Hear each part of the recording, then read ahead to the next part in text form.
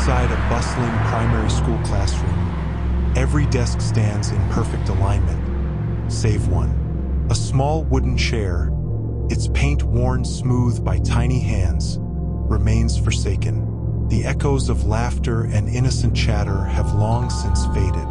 Only its silent absence haunts the room, a gaping void where 6-year-old Jocelyn Smith used to sit. On a cool February morning, she slipped away like a shadow evaporating at dawn. No desperate scream, no rustle of hurried flight. One moment, she was there. Backpack slung over her shoulder, eyes bright with childish promise. The next, she had vanished beyond the classroom door. In the days that followed, the sea itself seemed to recoil. Navy vessels cut through gray waters searching for any sign of the missing girl. On land, volunteers formed human chains, combing dunes and scrubland beneath the relentless sun. Rewards in the hundreds of thousands dangled like cruel bait, promising justice or closure that never materialized. Rumors spread through the town like wildfire. A glimpse of a little girl in the wildflowers, the glint of a shoe half buried in the sand. Every whisper fueled hope and terror. The seaside town of Saldanha Bay once thrived on its reputation for tranquil fishing harbors and the kaleidoscope blooms of spring. Now, those vibrant petals tremble under a pall of fear. A gentle place has become strangely watchful, as if the land itself remembers what it witnessed and refuses to let go. Beyond the polished guest houses near the coast lies Diazville, a maze of humble brick homes built under a promise of equality. Further in, Mid-Delpo sprawls in improvised rows of corrugated iron and wooden shacks. In those narrow lanes, suspicion is a second skin. Outsiders draw wary glances. Unfamiliar cars pause like predators at a watering hole. Each evening, parents linger at the school gates long after the final bell. Shadows lengthen, and they press their children close, eyes scanning every approaching figure. The security they once felt has slipped away, vanished alongside Jocelyn. Silence fills the air, 2 breaths of stillness. False sightings flashed across social media. A body washed ashore, a broken doll spotted in a dark alley. Men in uniforms dismissed them as hoaxes, but the damage was done. Each false lead carved deeper grooves in the hearts of worried families.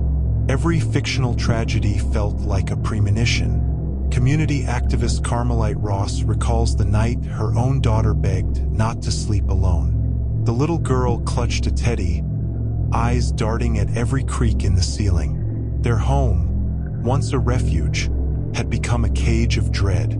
When the arrests came, Saldanha Bay held its collective breath. Raquel Kelly Smith, Jocelyn's mother, was led away in handcuffs, her face ashen under the glare of flashing cameras. Beside her, her boyfriend Jackin Boeda, Apollos, and 2 others. Names once whispered in passing, now chiseled into headlines. Charges of kidnapping and human trafficking crackled through the air like static.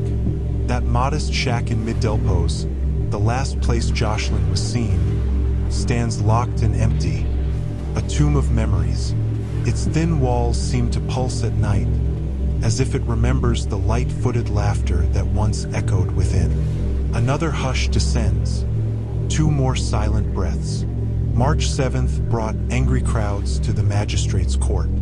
"Justice for Jocelyn," they cried, fists pounding the outdated stone pillars, faces pressed against barred windows, eyes burning with grief and fury. In the shouts, a raw plea: find the missing child or deliver the truth.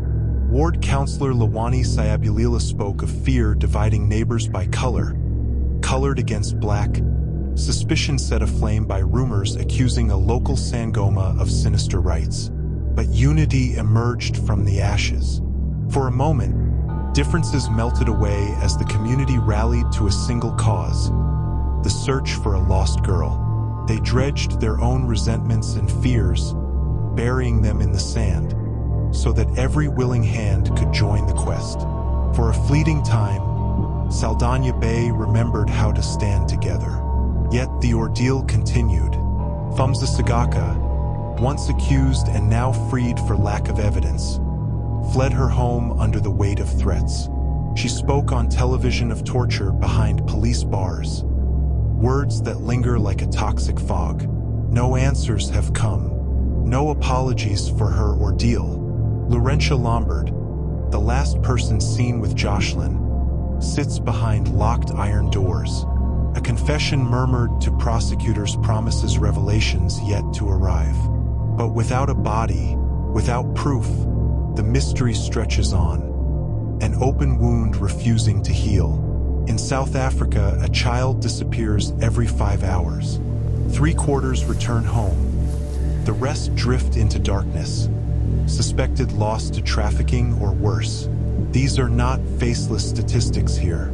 They are the empty desks, the abandoned toys, the hollow eyes of siblings left to wonder why.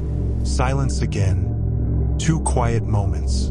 Amid the horror, the primary school clings to hope. In the entrance hall, hand-drawn messages of support cluster like fragile wings. Children's portraits of Jocelyn. Her curly hair, her wide grin, transform the blank wall into a shrine of belief. A tiny plant grows in her honor, watered each morning by trembling hands, reaching toward a future that refuses to be certain. At assembly, pupils lift their voices in the hymn she once loved, the melody cracking under the weight of unspeakable longing. Their song drifts through empty hallways, a prayer woven into sound. The principal reminds them, life must continue, lessons must be learned. But every chalk mark on the blackboard, every echo of laughter, carries the ghost of a missing girl. Night after night, parents walk restless rounds of their homes, windows illuminated by the pale glow of torches as they search once more, just in case. Children lie trapped in restless dreams, haunted by the shape of absence. The sea beyond Saldanha Bay still glints in the dying light, indifferent to the tragedies on the shore. Waves will keep rising and falling, washing away footprints but never erasing the memory of what was lost. And in that classroom, the empty chair waits, patient, unchanged, a silent witness to innocence stolen, and to a community's desperate hope that one day, it will hold a child once more.